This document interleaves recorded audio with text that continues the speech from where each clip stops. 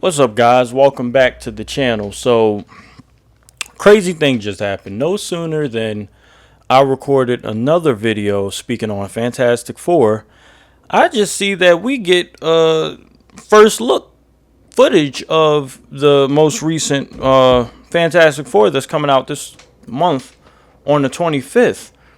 So what we're going to do is we're going to sit here, we're going to watch it, we're going to not break down, but we're going to discuss some of the footage that we see in this first look and go from there. I think this is very interesting because, as I've stated before, behind Thunderbolts, this was one of my highestly anticipated movies to come out of 2025, and mainly because we finally get a live adaptation of Galactus. So we're going to see what this first look has to offer. Then we're going to discuss it.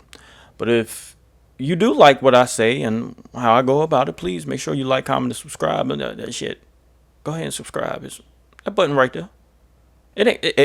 It's free. We all love free, so go ahead and hit it. But let's go ahead and get into this and see what they have to say about it. Welcome to the Baxter Building.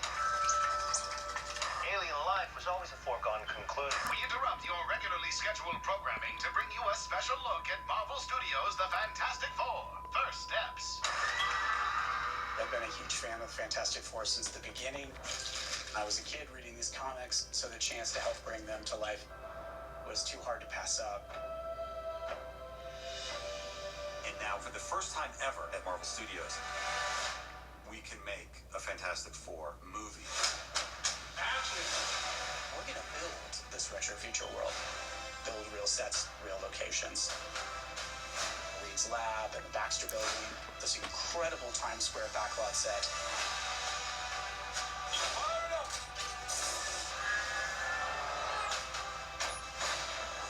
Build practical suits.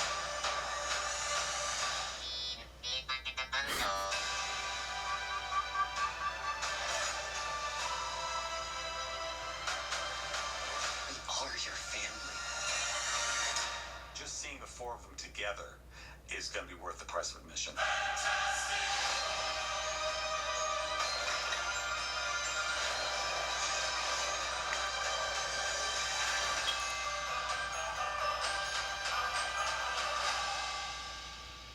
Now, that was a very nice look at this first look. Now, there is one thing that I do want to say that I could really appreciate, especially coming from Marvel at this time, is the fact that it seems like they're going back, it seems like they're going back to practical, doing a lot of things practically instead of using green screens and sound stages and blue screens.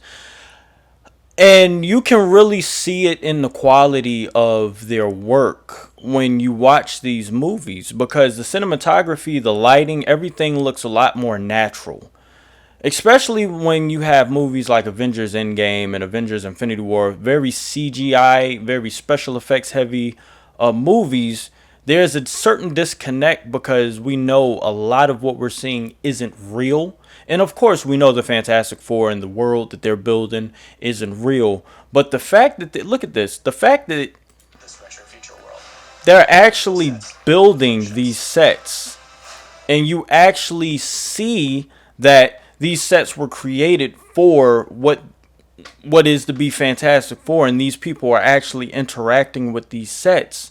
Like here, look. Reed's lab and the Baxter Building.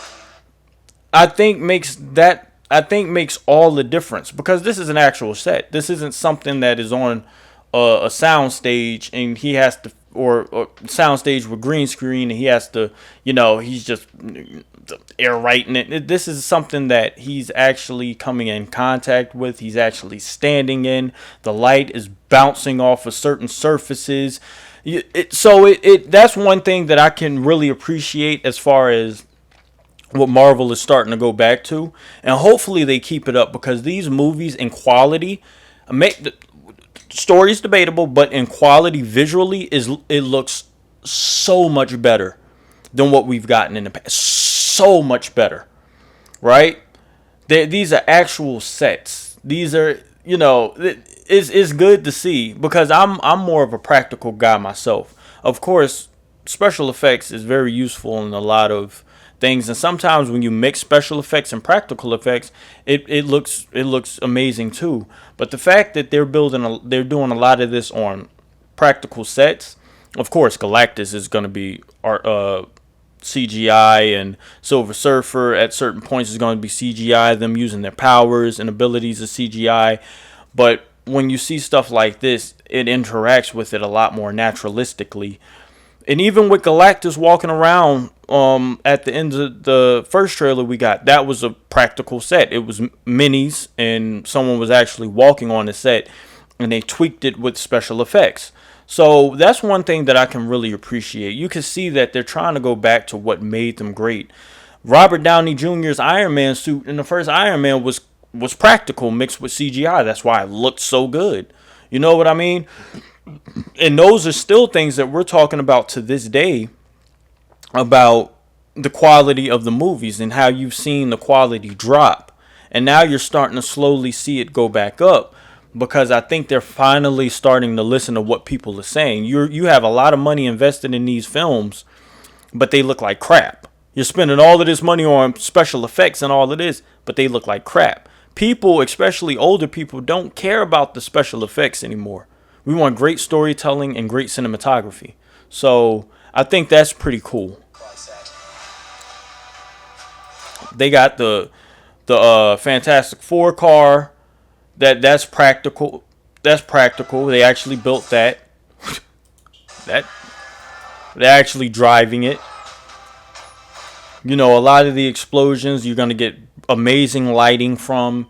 You know, you get people that's interacting with the noise and the explosion, so it makes it a lot more natural. It makes those emotions a lot more natural. That's on Galactus's ship.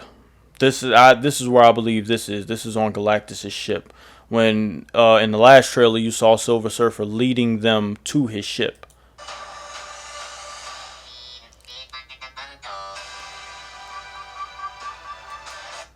Like, practical. Now, one thing I will say is that unless Johnny's clothes is fireproof, dude, how do you still have clothes on? Pause, because I know how that sounds. You weirdos. I'm not trying to make it sound like that, but he's not supposed to have clothes on.